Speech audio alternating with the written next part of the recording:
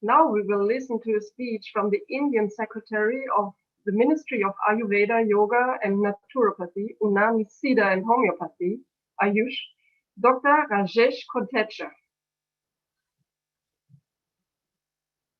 Namaste to all. At the outset, I extend my warm welcome to the President, Vice Presidents of World Traditional Medicine Forum, Dr. Zuzana Jacob from WHO, and all the experts and panelists who is present at this opening of the World Traditional Medicine Forum. I extend my sincere appreciation for World Traditional Medicine Forum and the WHO for organizing this virtual event. I'm sure that this conference would help in promoting the traditional medicine globally and bringing traditional medicine professionals from all over the world on a single platform to discuss and exchange the clinical practice, scientific research, standardization, teaching methods, legislation of traditional medicine, and role and strength of traditional medicine in combating of COVID-19.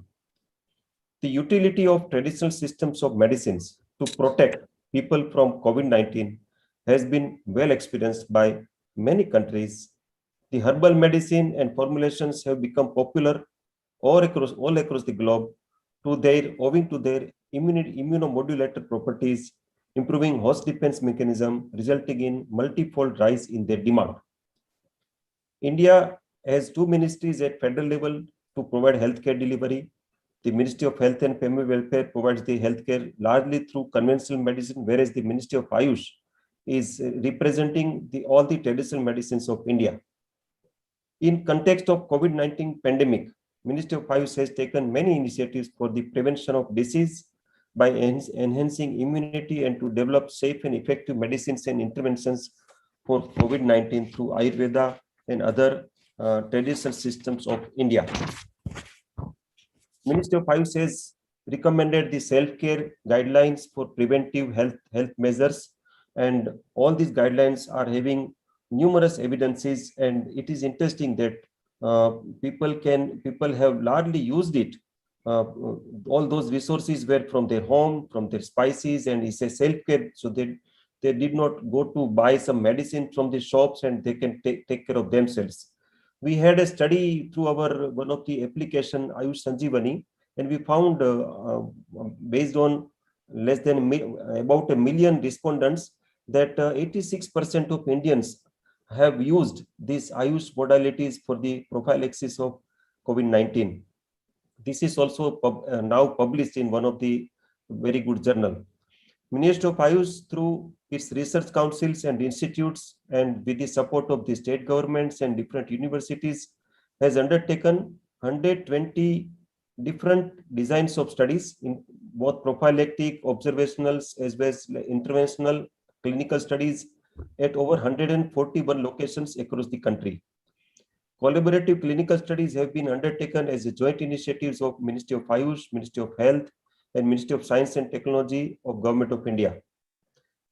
At global level, Ministry of Ayush has partnered with foreign institutes in UK, USA, Germany, Brazil, South Africa, etc. for undertaking collaborative research studies, including clinical trials on some of the Ayurvedic medicines for COVID-19. Some of these trials are going on. I am delighted to inform that Ayurveda and Yoga interventions have been integrated in the National Clinical Management Protocol for COVID-19. Ministry of Ayush and Council of Scientific and Industrial Research, this is a Ministry of Science and Technology body, collaboration has recently completed a robust multi-center randomized clinical trial to evaluate the safety and efficacy of Ayush 64. This is a polyherbal combination, and these clinical studies revealed that this Ayush 64 exhibit early clinical recovery in COVID-19 cases without any progression of the disease to severe or critical stage. Another medicine known as Kabasura codeine also have the similar results. The efficacy of these drugs have been proved through robust trials, as I mentioned, and the outcome or the observations has notable antiviral, immunomodulator, and antipyretic properties. It is found to be useful in the treatment of asymptomatic mild and moderate infection And so consequently, the drug is now repurposed for COVID-19.